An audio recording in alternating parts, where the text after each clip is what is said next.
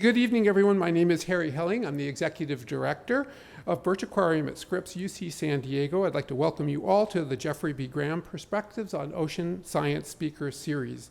This evening, we were anticipating welcoming two speakers, but unfortunately, Dr. Grant Deane is unable to join us.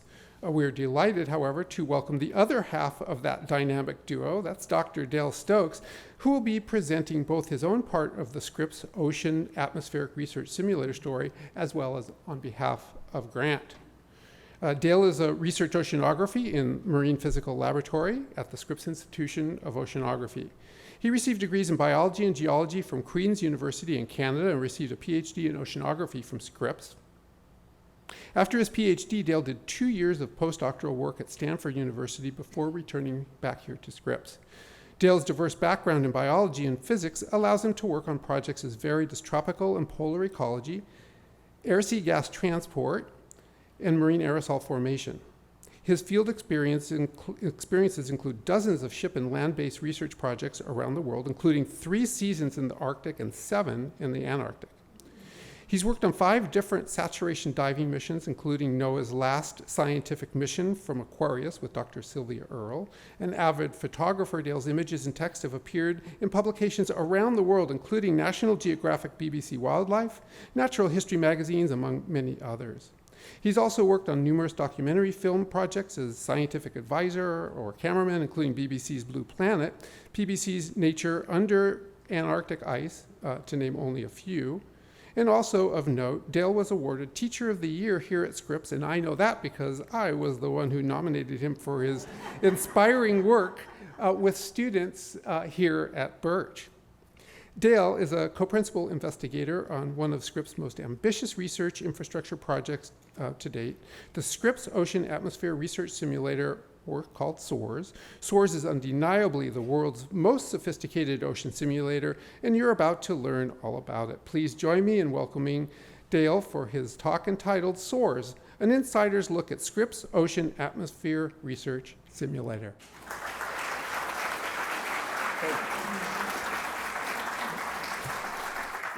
Thank you very much, Harry.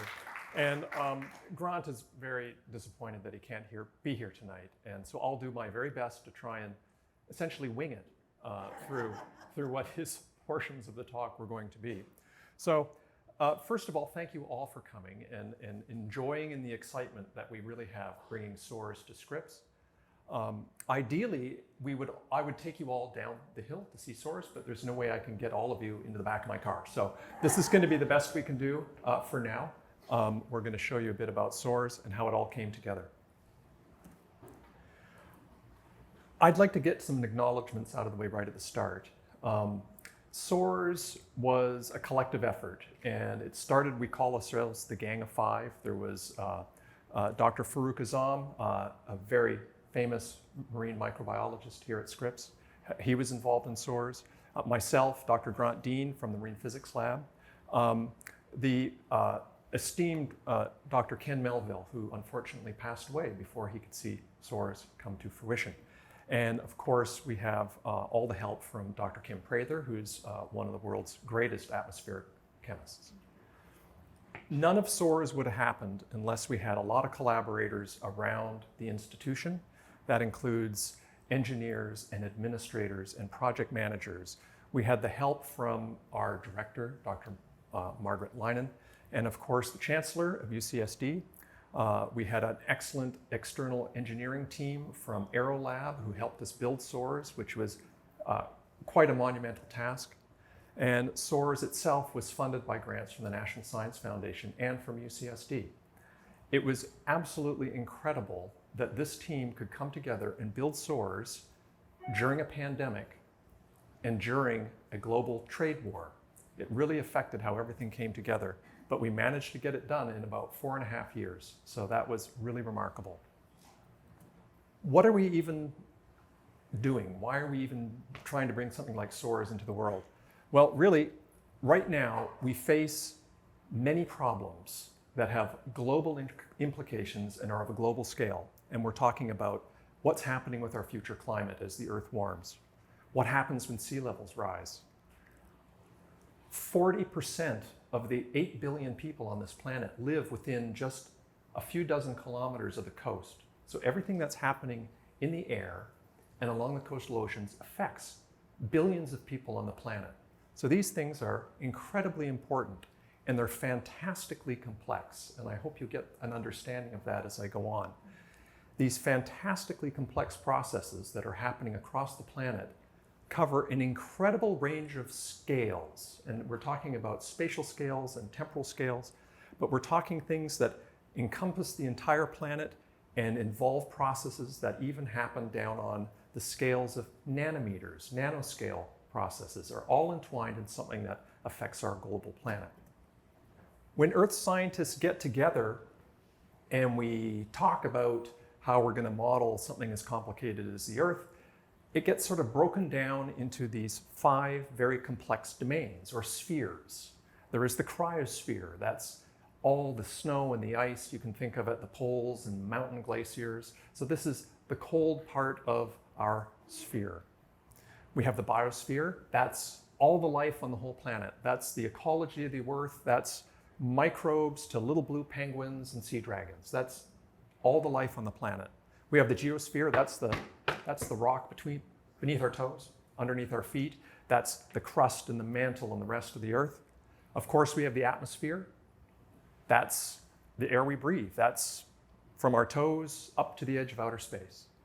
And importantly for Scripps, of course, we have the hydrosphere. So that's all the water that covers our planet. What's really interesting to to a lot of scientists, in particular to the group of 5 and the people working on SOARS, is what happens at the interconnection between these different spheres. And it turns out it's this interconnection and this exchange that happens between boundaries between these different spheres. What goes on between the cryosphere and the biosphere, or in our case, the hydrosphere and the atmosphere? It's processes at these boundaries that turn out to be incredibly important. The air-sea boundary now, this is what we're talking about, the boundary between the atmosphere and the hydrosphere. This boundary covers almost 3/4 of our planet. We have a blue planet, it's covered in oceans, so this interface is really important to everything that happens on the globe. 30% of man-made carbon dioxide, is exchanged directly through this interface into the ocean. Processes that happen here, they affect air quality. I've already mentioned all the people who live along coast. We have experiments going on right now. You might have heard of what's going down at Imperial Beach, where we're looking at what happens when processes that happen in the nearshore get transferred onto land. It affects human health. It's very important. These interplays between the air-sea boundaries affect things like glaciers, ice caps. They're melting at the intersection between the air and the sea.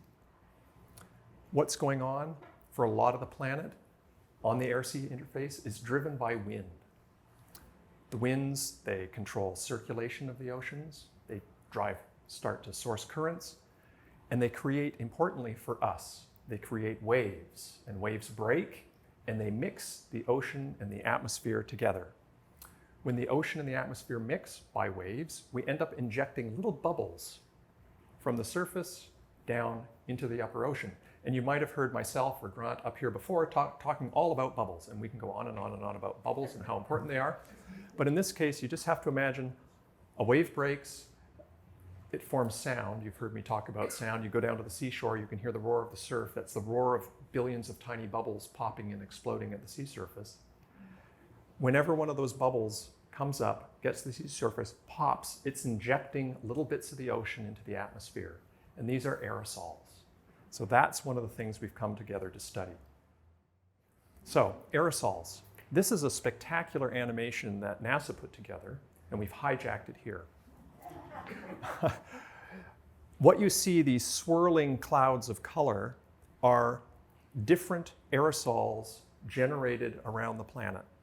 And the different colors represent the different sources of these aerosols. We have the browns, whatnot, from like the Sahara dust you can see coming off of North Africa. We have green biogenically sourced aerosols coming off of our giant rainforests and off the boreal forests. We have, if you look closely, you can see little white puffs occasionally. That's associated with human-generated aerosols and things like forest fires that burn out of control around the planet. Right now, you can see a whole series of cyclonic storms. Well, those are generating marine aerosols there in the North Pacific. When you're looking at this spinning globe, a couple of major things should come popping into your head. And one of them is our Earth is dominated by the ocean, and that in the southern hemisphere in particular, it's mostly ocean. We're rotating now around, we've come down below Australia, we're starting to look at Antarctica, and we can see these roaring storms that circle the planet continuously through the Great Southern Ocean, and they're generating billions and billions and hundreds of trillions of marine aerosols that are injected into the atmosphere. So these processes, even those just coming from the ocean, can dominate everything we see on Earth. You've seen an outer scale, the planet. Now we're looking at a microscopic scale. This is a close-up of a little bubble that's floating on the surface of, not so much the sea, but on the surface of one of our simulators, about just a few millimeters across. And you can sort of see the little hump of the bubble. And this is an unusual picture because it's got funny colors in it. And what you're actually seeing is bacteria that glow a certain color and larger algae that glow a different color. And we use fancy photographic tricks to get a picture like this.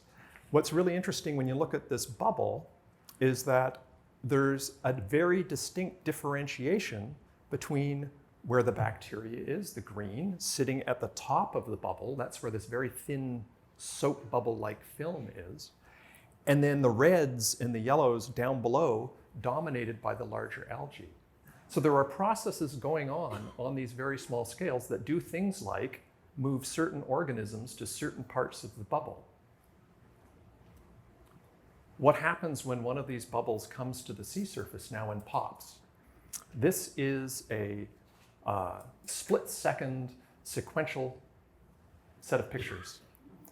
The bubble has popped, and the first thing that happens is that soap bubble-like film that was full of the green, very microscopic bacteria, it pops and it flings the green bacteria up into the air.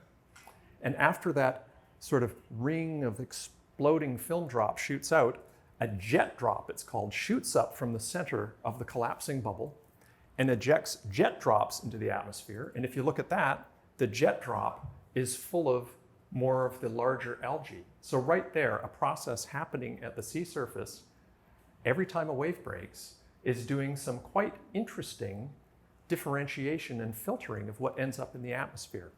So it's processes like this that we're very interested in understanding. And it sort of brings us to SOARS. We're very interested in waves breaking for these bubble-related processes. And typically we go out to sea, we're Scripps, we go out to sea in big ships and we study these things, and it is still the way we really need to understand the planet. We have to go out there and we have to make measurements, and we have to get seasick and all those things that go along with getting in a ship. And we do study all these processes. There are some huge problems going out to sea to do this kind of work. First of all, it's expensive. It costs at least $10,000 a day to go out to sea in a ship. And we often have to go out for weeks at a time to get the conditions that we want.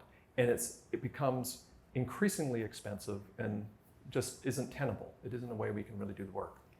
The other problem is when you're out at sea in a ship, you are at the mercy of Mother Nature. You do not know what you're going to get. I want to study storms, and sure enough, we're going to go out for 3 weeks and be becalmed.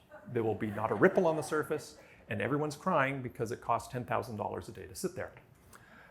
So you're at the mercy of the weather that's around you and the ocean conditions. You can't really control very much of it. The other thing is there are a lot of all these other aerosols floating around all the time. And if we're looking to understand just those aerosols that are coming from the sea surface, it's very difficult to go out into the environment and study them. You could be offshore San Diego on a windy day, and we're looking at a lot of particles that are coming from land and automobiles and all these sorts of things. So the signal that we get from the sea surface is very hard to find.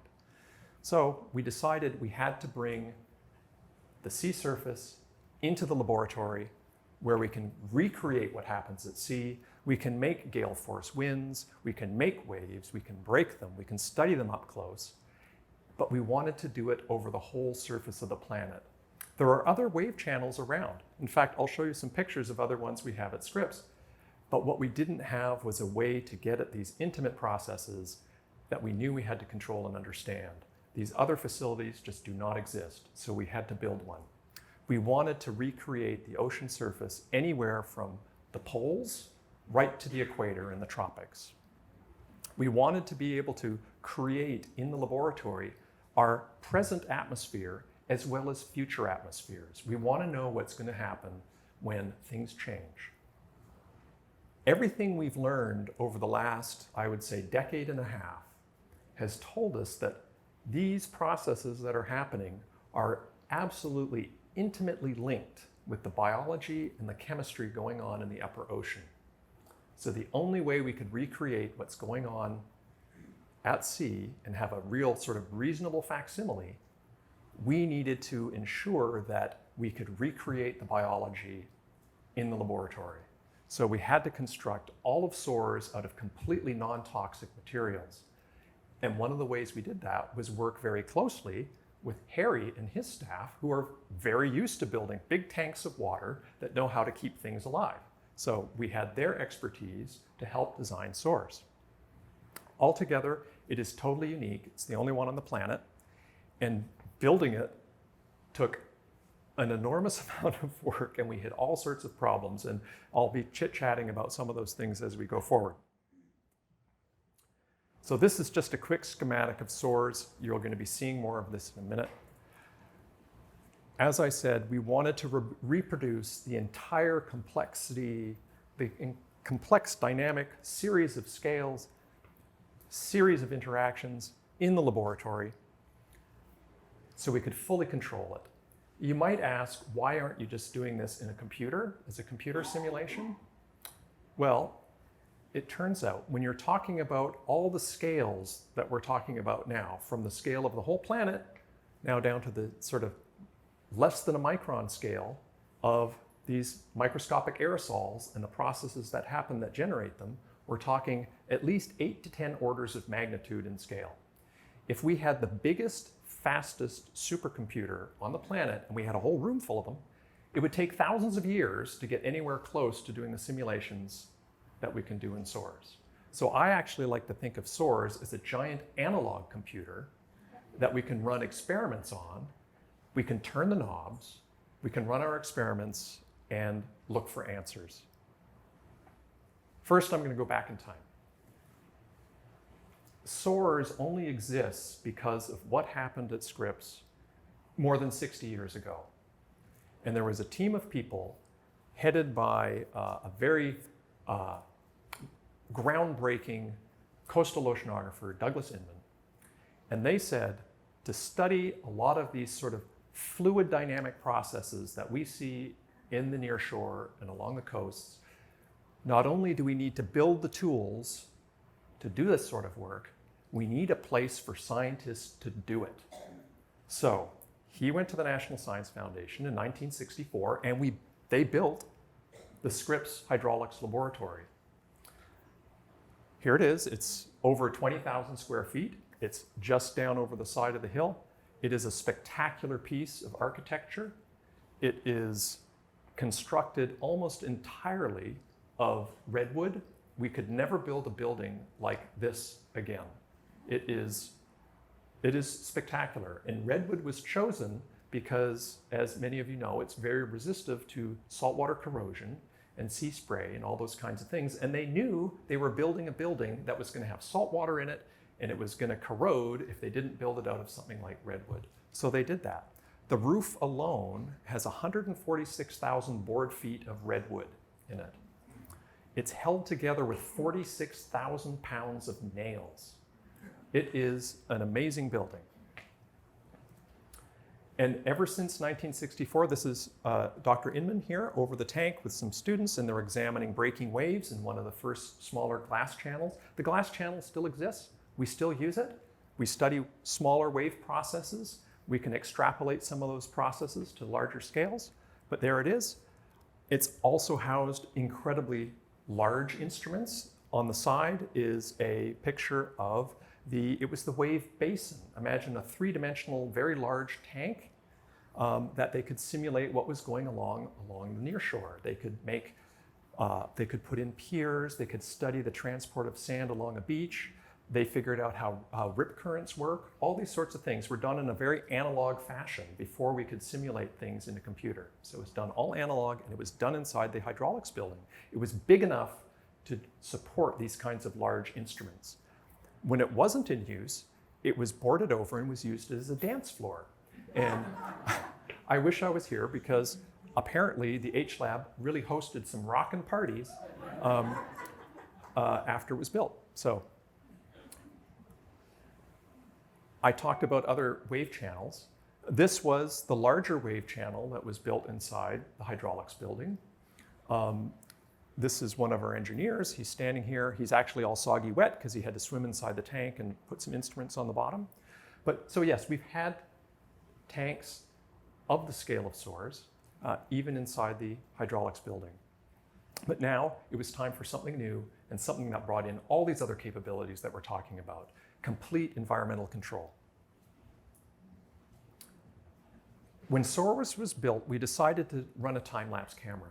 So this is a time-lapse. It's not at the exact start of the construction, but a little bit after. SOARS runs down the center of the hydraulics lab building. The main channel is 120 feet long and think of it as 10 feet wide and 10 feet tall. The original plan was to design it freestanding and constructed of stainless steel and aluminum. With the trade war, the cost of that in one day went up fourfold and we could no longer build it. So we sort of very quickly, it was called design build. We had engineers and designers working as the construction was underway. They decided we would build it like a swimming pool. We would dig it into the floor and build it out of concrete. And that gave us quite a few actual advantages in the end. It was easier to insulate, and it also brought the total height of the facility, here you can see the solid walls, lower, so it was easier to fit into environmental health and safety regulations. So we can see the slow construction of the solid walls. Now they're bringing in all the infrastructure, the wind handling and the ductwork along the channel. These were constructed outside of San Diego and then trucked in and then very rapidly assembled on site like this. In the center, you can see the solar tubes. We'll talk about those more in a minute. You can see the slow building up of all the plumbing that has to go into something like SOARS. There was a large amount of ready work that the university was responsible for before we could actually build SOARS. We're sort of zooming along it now from the air as it's being finished. That is, we had to reinforce the floor with pylons to support the weight of the tank. And then they had to bring in a lot more power from a substation up the street, underground, into the hydraulics building to support all the instrumentation and support SOARS itself. So how it works, we can bring in water into SOARS. We can bring in salt water straight from the ocean. We can filter it or not. We can mix it with fresh water or not. We can run straight fresh water. So we can make any mix of water inside the channel that will simulate the sea surface. It's brought in at one end. There is a very large piston paddle. And with this, we can generate waves up to about 1 meter in height, so a little over 3 feet. Or we can make waves just sort of capillary size, just a few centimeters tall. So we can recreate the sea surface by generating waves. We can control the temperature of the water in SOARS. We can vary it from warm temperatures like you'd see at the tropics, or we can actually make it colder than minus 1.8 degrees C, which will make sea ice. We don't bring it down that low or we end up freezing the pipes, but what we do is we bring the temperature of the water down just a little bit above zero, and then we can blow very cold air across the top of it, and that starts to form sea ice inside the channel. This I've always found interesting. It sounds easy, we're going to make sea ice. It turns out it's not. We spoke to a lot of experts when we brought the design together, and talking with the Army Corps of Engineers, who has a lot of experience building tanks that can simulate things in the Arctic and whatnot. They said, well, you know, if you're going to make sea ice, you have to be careful, because what happens is the ice preferentially nucleates along the sides of your channel. So if there's any water motion, it grinds up the side of your channel and breaks up the sea ice, so you end up studying a margarita rather than a big scab of ice. And as entertaining as that was, we did not want to study margaritas. We wanted, you know, proper pancake and sea ice. So what you have to do is heat the sides of the channel. So all of SOARS is lined with heaters, and what we do is we heat this wall interface just a fraction of a degree above zero, so the ice can't nucleate and freeze on the sides, and then instead it floats in the middle and it never breaks up. So it was this kind of interaction with engineers across the country that let us, you know, design something like SOARS. Okay, we've made our waves. Waves break. We're generating aerosols.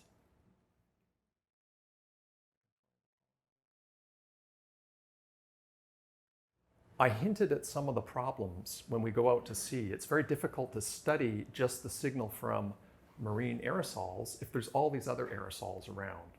We have the same problem inside SOARS.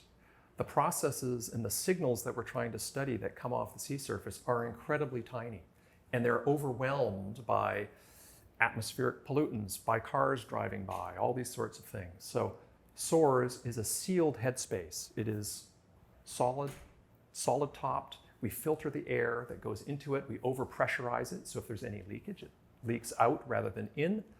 And then we can drive the air through these big separate air filters, and we drive it around and around like a racetrack, and we can end up scrubbing out just about all the particulates, all the toxins, all that kind of stuff. We end up with a very pure atmosphere, so when we do generate things inside the tank, we know they're coming from the ocean and not from elsewhere. The airflow is driven by two different sets of, oh, I'm ahead of myself. I'll pause it. Again, we're trying to recreate what's going on in the open ocean. I call them bugs, and the biologists get mad at me. But this planktonic community that is we're trying to grow and keep happy inside the tank is extremely fussy. And one of the things they're fussy about is light. Plankton needs a lot of light. The sun is incredibly bright. When you go inside a building, it's dark. So we brought in solar tubes. So there are solar collectors on the roof of the H-Lab, and then conduits that pump daylight straight into the top of the tank. And this provides enough light as well as the right wavelength of light. Turns out plankton are incredibly fussy about the wavelength of light as well. So we have solar tubes, and we also supplement that with 40 kilowatts of additional LED lighting. So if you need even more light, we can turn on big chandeliers of lights and supplement the light that's coming in through the solar tubes. All the air is driven by two large wind turbines. Right now, we can generate winds almost hurricane force, so 63 miles an hour. The National Science Foundation is already planning to upgrade SOARS for some future work, and we're going to be upgraded to full hurricane force winds, probably in about 9 months. So that's going to be exciting for us. And lastly, I've already hinted at this, we need to control the temperature of the air as well. We can chill the air down to minus 20 degrees Celsius, simulating what's happening up at the North Pole, for instance, and then we can blow that cold air across cold water and form sea ice. So this is the sort of the diagram view of the system. Now we're going to just see a few different shots of the mechanisms in place. This is the drive section that drives the paddle. There's the giant paddle. Again, the paddle, again, it's a wall 10 feet wide, 10 feet tall. It's air back. There's air on the back, so it has a big seal. And An electric motor, sort of counterbalanced by some giant air springs, moves this paddle back and forth at an amplitude and a frequency that lets us generate all sorts of different wave types inside that tank. All of SOARS is controlled inside one of the primary observation rooms. We have a control panel, we control all the systems, we can change the temperature, can do this all on the fly. We also have a very large window, and it's nice to be able to look inside the tank, but at the same time we need a clear window because we do some optical measurements through that wall into the tank. We do particle image velocimetry, we do laser Doppler, these kinds of things. Let us know and study the water motions and the air motions inside on the other side of that glass. Now, if any of you grew up in the northern climates and you got up in the morning and you jumped in your car and it was January, what happens? Well, the windows fog up. You can imagine what's going to happen in San Diego when we're in polar mode. So to get around having a frosty, foggy window, the easiest thing for us to do was match the temperature inside the observation room with what's inside the channel. So the observation room is actually built out of a giant commercial meat locker. And the observation room and another reaction room can be sealed off, and then we match the temperatures. So when it's in polar mode, as Mom would say, you put on a hat and you put on a jacket and you get a nice clear window, but it's a little chilly in there. And you'll see some controls here, and you can see the waves coming down. These are obviously large amplitude waves. Another view. So we can see these braking processes going along the channel. That's Brian from Rasmus, all excited. At the far end, the opposite end of the channel from the paddle is the beach. So all the energy we're putting into SOARS using the paddle has to be absorbed. So we absorb that using a beach, just like the seashore, down at the far end. So the waves don't come down, bounce, and then roll back down to where they're generated, and we'd end up having like a sloshing bathtub, which is what we don't want. So we have a beach at one end.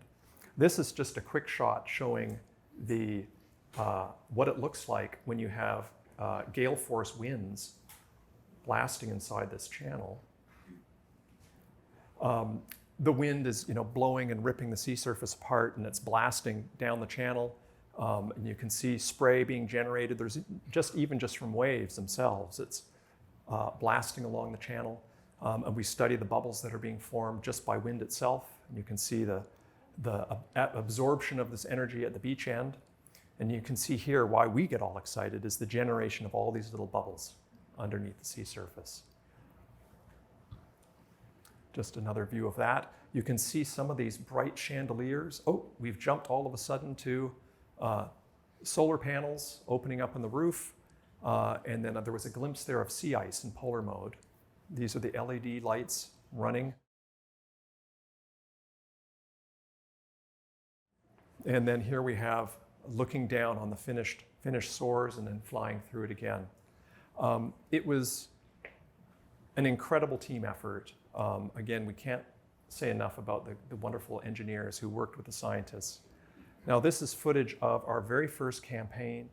This is the first large experimental campaign that started last summer. It's still kind of underway. We had 50 researchers here from around the country and actually from overseas, all their teams of students. This is just a small fraction of the equipment that came in to do this first study. You could hardly move inside the entire H-Lab building. It was so full of equipment. But all this is here. These are teams of, in this case, atmospheric chemists, and we had biologists, and we had physicists, all together doing this study. And what you're actually looking at right now are many flavors of mass spectrometer, actually. So people are drawing out samples from inside SOARS during different environmental conditions and different wave conditions and wind conditions, and then studying these particles as they come out. An incredible effort. And right now, we're actually validating results from the summer. So we're still in the process of duplicating essentially the first set of experiments to make sure we got it right. So this is actually a special picture to me. It was an accident. And this picture is from a sample of the sea surface microlayer, so a little sample of water taken close to the interface. And I got it underneath the microscope, and I didn't preserve it correctly. And what happened was I spontaneously formed these little aerosols. And this is one of them captured here, and we're looking inside one of these water droplets before it gets shot up into the air. And inside there, we can see all sorts of different colors, and what that is the tiniest green ones are viruses. There are little bits of bacteria, little bits of plankton, and this is now all in something just a few microns across, all this interesting, great stuff. And this is going to be injected now into the atmosphere. And one of the things we're trying to do is find out why some of the aerosols are so special. Some of them go up and they form clouds. Well, when you form clouds over the ocean, you end up affecting the climate of the whole planet. So everything that can happen in this little drop can then go on and affect what's going on the whole planet. So this is why we're really doing this. We're trying to understand these global scale processes, but to do so, we have to understand what's going on at this micro scale. What makes things happening there so special? The other thing this reminds me of is that building SOARS it's a cliche, but it took a village. It took expertise from all the disciplines you can imagine. And if we're trying to solve some of these big problems that we're facing, humanity, the things we're trying to deal with, it's going to take that same sort of collective effort. What we're finding out now with the science is that it isn't going to be solved just by one discipline. It's going to take engineers, it's going to take physicists and biologists and chemists, everyone working together to solve these problems that are so incredibly complex. So that's sort of what we're up against. And we've built SOARS not only to solve these problems and work as this great analog computer, but also to bring people together. And we've really been successful at that so far, not just in the institution, but bringing in people from around the country and around the planet, all getting together because it takes this collective effort to solve these big problems. So thank you for hanging in there through all the problems.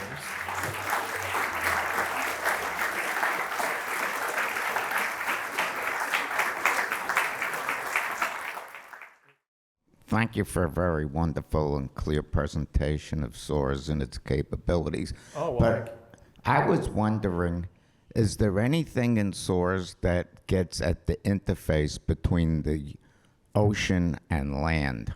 You know, where the waves crash, or is that a future thing? No, that's a great question. And of course, you know, we have this beach at the end, but it's sterile. It's made of polycarbonate and nylon and uninteresting things like that. But one of the first things we did when we commissioned SOARS is Scripps hosted an NSF workshop. And in that workshop, we brought experts in from all over the country again, who'd never even heard of SOARS. We brought them all together. We brought in the funding managers as well, because the scientists are going to go to their funding managers and say, hey, you know, I need $10. I got to go use SOARS. And they're going to say, I don't even know what you're talking about. So we all got together, and one of the first things somebody said was they wanted to recreate a seagrass bed in the near shore along the existing beach so they could study erosion and how the seagrass binds the material together and how it sequesters carbon, and when that decomposes, how it goes into the atmosphere. So people are already thinking about how they can use SOARS to look at processes, even biological processes along the seashore.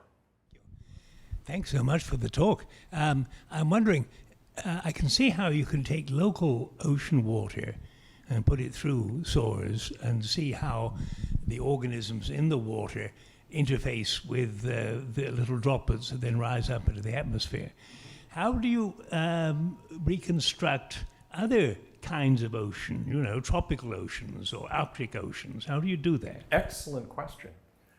Right now, we are concentrating on what's going on essentially locally, and you can imagine in this sort of latitude and this little corner of the Pacific. I hadn't mentioned the water filtration. We filter water going in if we need to, but more importantly, we filter water on the way out. We're not allowed to take anything out of SOARS and put it into the ocean unless it's cleaner, essentially, than when it started. So we filter and UV sterilize anything that goes out into the ocean. That being said, we are set up to then study little bits of the ocean and inoculate it with those organisms and that chemistry in SOARS and keep it alive to study these different processes. We're just not allowed to at the moment because we don't have the permits And we have to sort of prove that we're not going to send essentially what might be an invasive species offshore here. So things are going in place so that we can do exactly that. And the plan would be to then inoculate it with some polar plankton or whatnot. With the advent of severe weather, and we're also wanting to increase like wind farms offshore and other energy producing mechanisms out in the ocean, what do you think the impact of more severe weather is going to be on these materials? I saw something recently that, for example, the blades on the wind generators are not lasting as long already because I'm by no means an expert in that kind of engineering at all. But what I can tell you is there's already people lined up to do studies on essentially civil engineering questions in facilities like SOARS, because they want to understand what happens. Well, the first group is looking at ship superstructures when you get freezing and high winds. So they're looking at that. And we've had multiple groups come in already with our previous channel, and that'll happen with SOARS, looking at wave generation systems. And we've actually witnessed some spectacular failures inside the channel where they can test designs before they even try and put them in the ocean. So I can't give you an exact answer on that, but SOARS is one of those facilities where scientists and engineers can study those sorts of problems. What's going to happen to offshore wind blades and these kinds of things when conditions change. Thank you so much. That was fascinating. I love the simulation and the motion and the colors. In terms of chemical engineering, I was just wondering if you're partnering with the chemical engineering department, specifically experts in transport phenomena, which... We absolutely are. Great. In particular, the CASE project here at UCSD has rooms full of amazing chemists, not just sort of classical analytical chemists or into the more applied chemical engineering, but there's a large group that do computational chemistry, and they're actually simulating in the computers now the molecular and atomic processes that happen at the air-sea interface. So we have those people on the team as well. So you've talked a lot about organics in the aerosols. What about non-organics, specifically things like microplastics? Microplastics. Well, and you're absolutely right. When these aerosols are ejected into the atmosphere, we have essentially often a salt crystal in the middle, and you're used to this when you park at Scripps or park at the beach. You come out and your windows are all crusty. That's the salt drying after these aerosols have impacted your car. At the same time, if we can get tiny particles and little bits of biology up, we can get microplastics up into these aerosols, and they have been measured. The microplastics from the sea surface do get up into the atmosphere. But right now, even though there are trillions and trillions of little microplastic particles in the ocean, it's still a numbers game. And the actual concentration of microplastics in that top meter is actually pretty tiny. So it's a very rare occurrence when a microplastic particle is captured by a marine aerosol and ends up airborne.